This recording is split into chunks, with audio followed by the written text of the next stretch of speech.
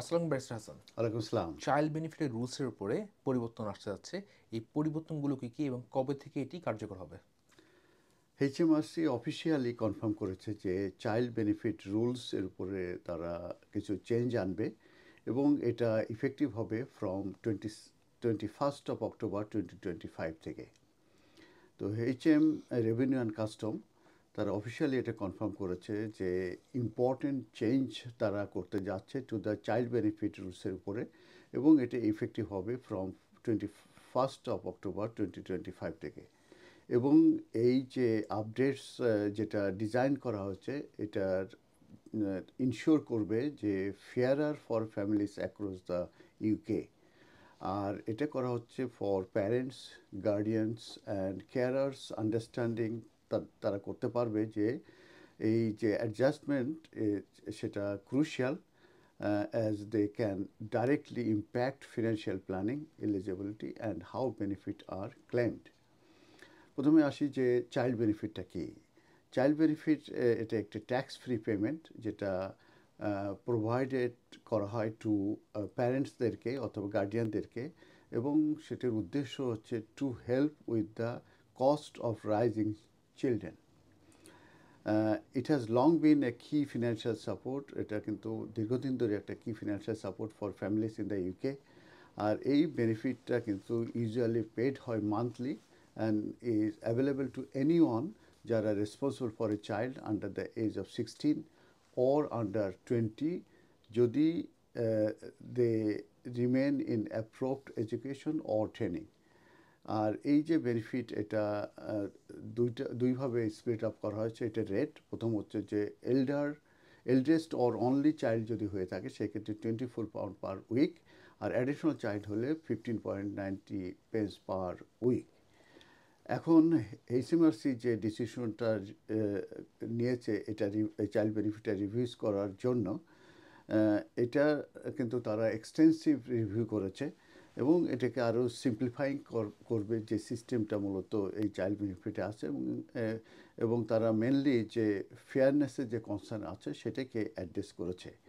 তো গভর্নমেন্ট যেটা চাচ্ছে সেটা হচ্ছে তারা ইনশিওর করতে চাচ্ছে যে ফ্যামিলি যারা জেনুইনলি নিড রয়েছে সাপোর্ট, তাদের প্রতি এটা কন্টিনিউ করা হবে। সেকেন্ড যেটা বলা হয়েছে যে তারা অ্যাডমিনিস্ট্রেটিভ যে কমপ্লেক্সিটি আছে সেটা রিডিউস করা হবে, এবং অনেক সময় ডিলে হয় পেমেন্ট, সেটারও রিডিউস করা হবে। আর যে অ্যালাইন করা হবে যে চাইল্ড বেনিফিট পেমেন্টটা, সেটা হচ্ছে চেঞ্জেস ইজ ফ্যামিলি ইনকামের সঙ্গে এবং ট্যাক্স থ্রেশহোল্ডের সঙ্গে এটা অ্যালাইন করা হবে। তো এবং এটা আমি যেটা বলেছি এটা ইফেক্টিভ হবে 21 অক্টোবর 2025 থেকে।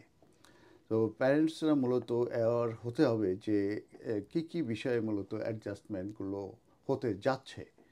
প্রথমে যেটা বলেছে ইনকাম থ্রেশহোল্ড অ্যাডজাস্ট হতে যাচ্ছে। সেক্ষেত্রে বলা হচ্ছে ইনকাম লেভেল, যেটা হাই ইনকাম চাইল্ড বেনিফিট, এটা চার্জ যেটা হয়ে থাকে সেটা অ্যাপ্লাই হয়ে থাকে, এটা রিভাইজ করা হবে। সেকেন্ড যেটা বলা হয়েছে অটোমেটিক আপডেটস। এইচএমআরসি তারা এখন থেকে যে রিয়েল টাইম ইনকাম ডেটা যেটা আছে সরাসরি সেটা তারা কালেক্ট করে তারা পেমেন্টটা আপডেট করবে। আর যে নিউ ক্লেম যে প্রসিজার আছে, সেই ক্লেমস ফর চাইল্ড বেনিফিট, এটা রিকোয়ার হবে অ্যাডিশনাল যে ভেরিফিকেশন, বিশেষ করে house holds with complex income সিচুয়েশনের ক্ষেত্রে। এখন আমি এই ইনকাম এবং থ্রেশহোল্ড এবং চেঞ্জের উপরে কিছু বুলেট পয়েন্ট আমি বলে দেবো। সেটা হচ্ছে যে হাই ইনকাম চাইল্ড বেনিফিট যেটা চার্জেস হয়ে থাকে, প্রিভিয়াসলি এটা অ্যাফেক্টেড করতো ফ্যামিলিজ, যদি যে কোনো একজন প্যারেন্ট যদি তাদের আর্নিং হতো যদি ওভার 50,000, তো নিউ থ্রেশহোল্ড এটা মেবি চেঞ্জ করা হবে স্লাইটলি টু ইনশিওর ফেয়ারনেসের জন্য। সেকেন্ড যেটা আছে যে ফ্যামিলিজ আর্নিং যে above the revise threshold will gradually repay some or all of the benefit by tax adjustment. আর আর এই আপডেটটার মূলত উদ্দেশ্য যে ইনশিওর করা যায় হায়ার ইনকাম থ্রেশহোল্ড যে contribute proportionality without pensioning middle income families unfairly.